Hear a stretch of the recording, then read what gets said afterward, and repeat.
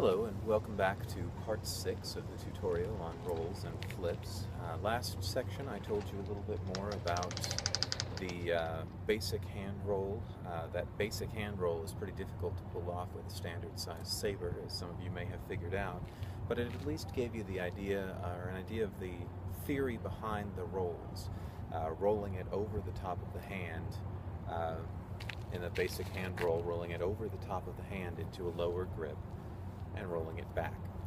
With staffs or with great sabers, it's a whole lot easier, but this time around I wanted to show you how that works out with a standard saber and the idea of a hand roll switch. Now, in previous videos we talked about sort of the butterfly or bird switch like that.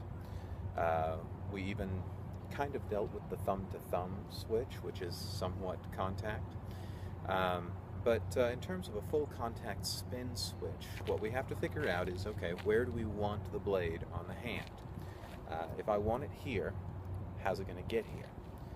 Well, if it comes from around the hand, it can come from right here. I'll basically be, if I make contact with the blade with this hand, right here near the pommel, and I roll it, it'll roll around the hand and into a right side grip.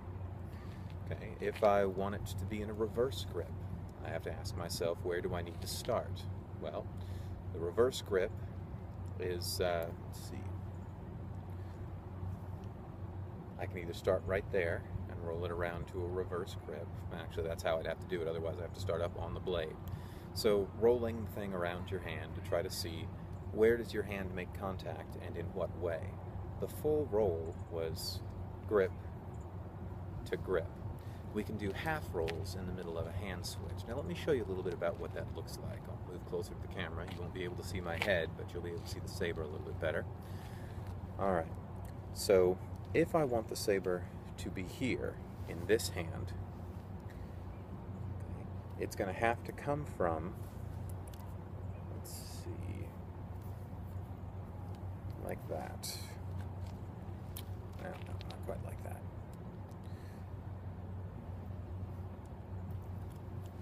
There we go. Alright, so it'll be palm up.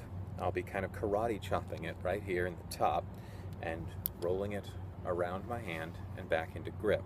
To get good at these, I suggest try practicing it back and forth between your hands before you try to work it into a figure eight. Let me show you a few.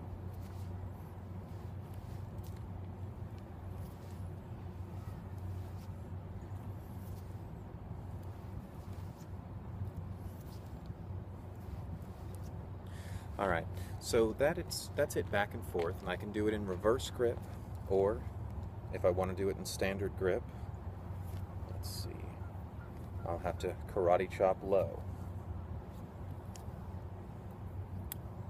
Roll it over the hand and into the grip. Alright, so we can do that in both directions, upward wield and downward wield, and with both different grips, regular grip and reversed. I'll show you a few figure eights with each, just so you can see how it works. Since I started with reverse grip over there, I'll start with reverse grip here. Typical downward reverse figure eight. So where does the other hand get in? Right there.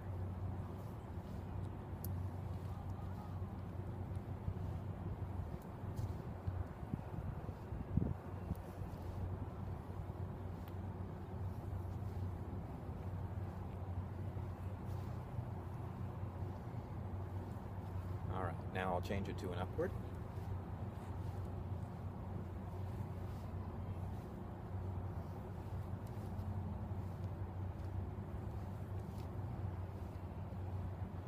Alright, now let's do a right grip, forward grip, regular forward, figure eight.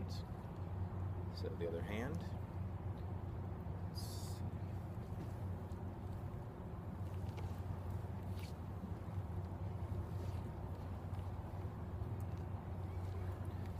There we have a downward, reverse that, and we have an upward.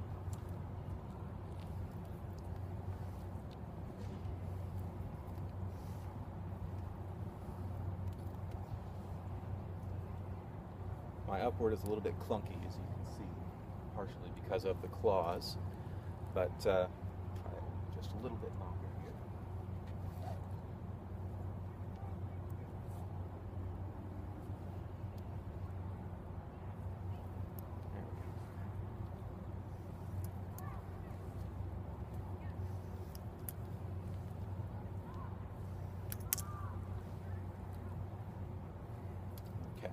So that's the upward.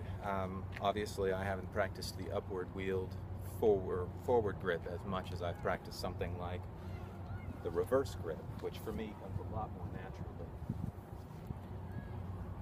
But the same technique that we're using here to spin it over the hand, it's the same technique that we'll be using later to spin it over the arm and catch it with the hand, or spin it around the neck, or over whatever. Basically, you're doing the same thing. You're saying, where do I want the saber to end up? If I want it to end up here, where's it going to come from? Okay, so contact is all about figuring out how the saber behaves on your body and being able to work with that. These sort of half flips, and you'll notice that my hand is having to make sort of a curving motion. But these sort of half flips that I've been showing you here, get good at these, and then you can move on to more complicated things. They're sort of the basis for sort of a simple version of where some of the stuff is going to go later. Hopefully this has helped, and I will see you back here for the next one. Until then, I'll see you on the forums.